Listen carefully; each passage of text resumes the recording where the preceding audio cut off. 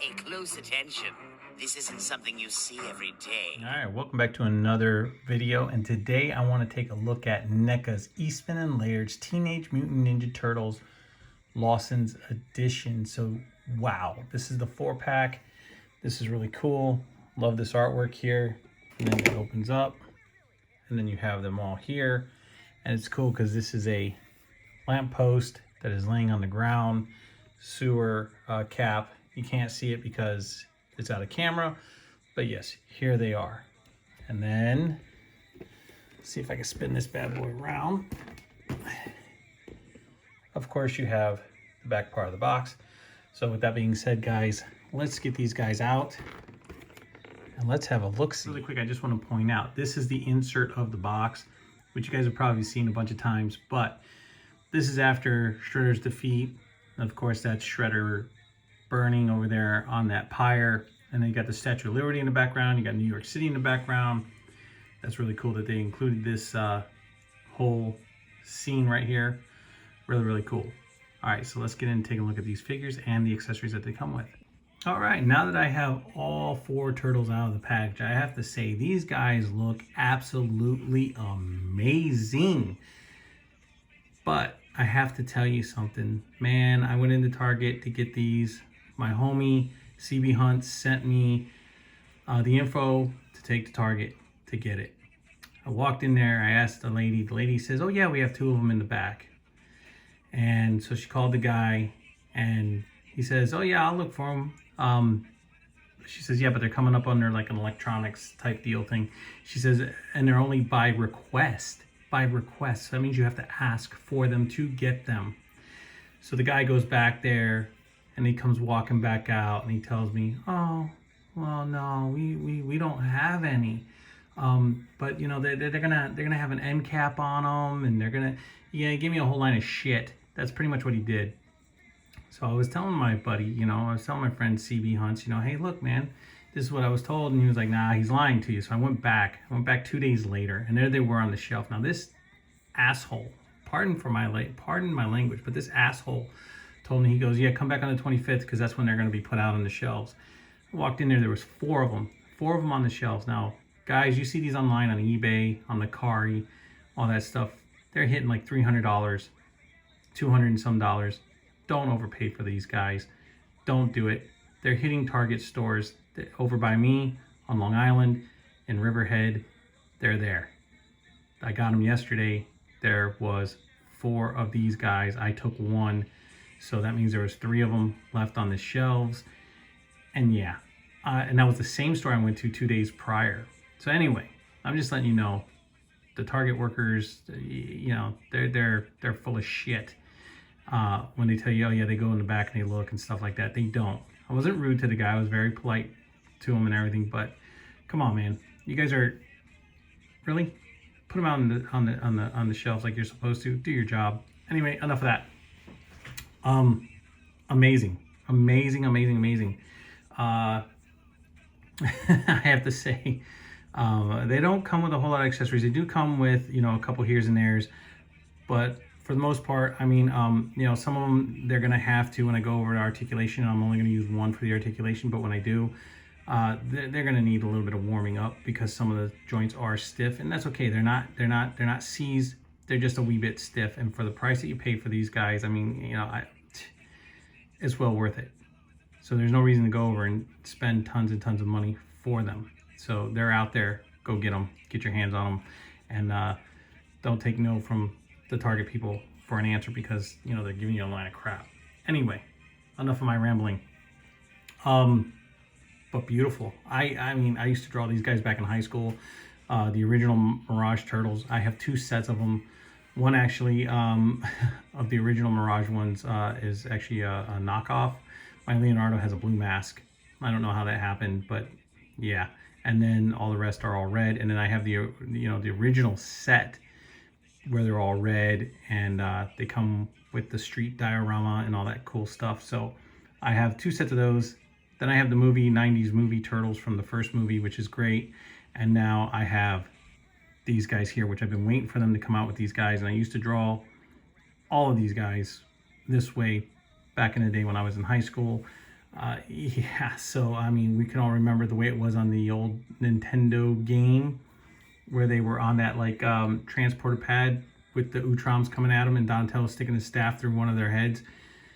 Yeah, that's these guys here. So wow, I mean, they brought Lawson's art, boom, right here to the table. Here we go. All right, enough of my nonsense. Let's get in and take a look at the articulation, and then we'll take a look at the accessories. All right, so the turtle I'm going to use is Donatello, and I mean, take a look at that head sculpt. I love the way he has a neutral face look on there, and that's a lot of times what Donatello is known for, is not the gritting teeth or, you know, one side showing teeth or two sides showing teeth. It's all usually just kind of this straight, you know, neutral look on his face. But I mean, it is absolutely beautiful the way they've done the mask, the whole look, the shell, the belt, the shading, everything. I mean, all the way down to their feet. And yes, they are boxy looking because that's the way they're drawn. I mean, yeah, so if you've been waiting for these are definitely going to be the last set that you probably will get to finish your turtle collection, unless they come out with other ones. But this is going to be the last set for me as far as the Teenage Mutant Ninja Turtles, because I have all the ones I wanted. So yeah, I mean, they did a beautiful job. The shells are a little, they're soft. You know, they come with different bandanas, not the facial part, but just the back, the tails for the bandanas. They come with different ones on those, which I'll show off when I go over the accessories. But I mean, look at that. I mean, that's just beautiful. Look at his shell. You know, the fact that this is bumped out to hold his staff. He's got his tail. You know, in the Mirage comic ones, they had the tails as well. And you know, and then you have the feet, and the feet aren't as big, but look at the calves on these guys. I mean, they're just massive, but wonderfully done, beautifully done. Now, as far as articulation, Donatello can look up that far. He can look down, which is actually really nice. He's got side to side. He's got head tilt, and this bandana does kind of turn a little bit to get out of the way. Just be careful because it pegs into the back of the head. I apologize for the phone ringing. As far as the articulation with the arms, like I said, mine are stiff, so I have to heat them up a little bit, but that's as far as I can get his arms to move out. This bicep on this side is stiff as well, so I have to heat this one up. And then, but this side was working. It's gotten stiff again. Yeah, so I'm gonna heat him up and give him a little bit of a bath to get these to unlock, because they just seem to be just really stiff. They were working, they were moving. That's why I chose to use Donatello, but I guess he just needs a little bit of heating up. And then as far as he does have double jointed elbows, I would be careful, you know, when you push, because the elbow pads do hinder the movement.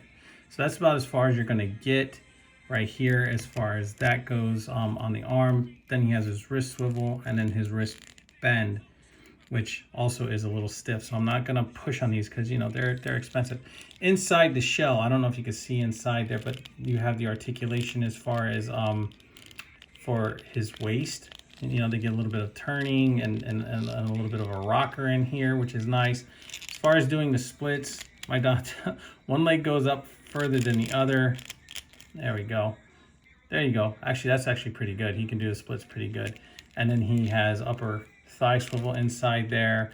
He has the double jointed knees, which once again, the knee pads will hinder the articulation some. And be careful when moving these and setting them straight, because you want to make sure you put your hands behind them and move them forward, only because of the stiffness. Now, NECA has come a long way from joints that would snap when you would go to move them, and it can be a little frightening, especially with, you know, the cost that you pay for these guys. Ankle rocker, his foot can move forward that much, and it can tilt back this much as I bend his leg. Can move back that far. But as far as these guys are concerned, I mean, they do move. They're beautiful. They are nice. And yes, before I forget, the tail is articulated. It turns a little side to side, so you can actually move that. And that's cool because they were there in the comics and they're here now, and they didn't get rid of them. Now, I don't know if most of you guys know, a lot of people do, that grew up in the 80s and read the first set of the Turtle comics and stuff like that. The first comic that came out by Eastman and Laird that had the, you know, the Mirage Turtles in it, they all had the red bandanas. They were trained assassins. They weren't nice. They weren't pizza-eating, happy type of heroes. That was only done for the cartoons, and then they gave them the color bandana so you can tell the difference between the, you know, the turtles, you know, blue, purple, orange, and red. And, you know, that's cool. That's cool. Hey man, that's you know, that's all well and good, but these guys were straight up assassins, and yeah, they took care of business, and they got down to business, and it was just knockdown, drag out fighting that they did. Now he will hold his staff. As you can see, I had his staff in his hand. Just kind of, I twist it through. I just find it easier to get it through to his hand, through his hand, I mean. And then you can position him however you want. But I had him, sorry, my sinuses are killing me this week, but yet, see, you just bend his arms up, and there you go. He's holding his staff.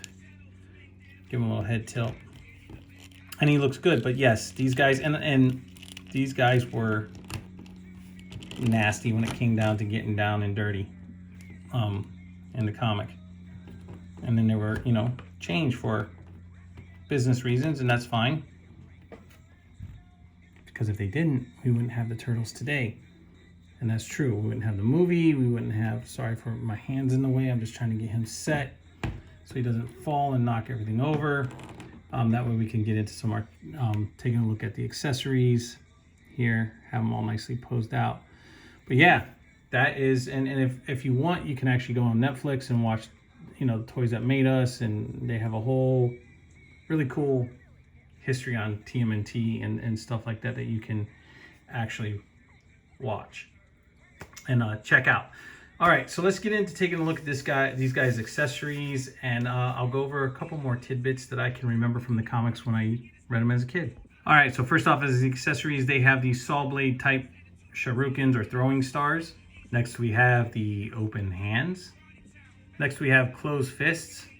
Next we have another set of gripping hands, and I do believe that these might be for Michelangelo, so he can hold his nunchucks, you know, one coming out this way and then one between the fingers. And next we have another open set of hands, and I believe these are for Raphael, so he can hold the size between his fingers. Next we have the different bandana straps. Next we have the bandaged arm, and we have the cloak.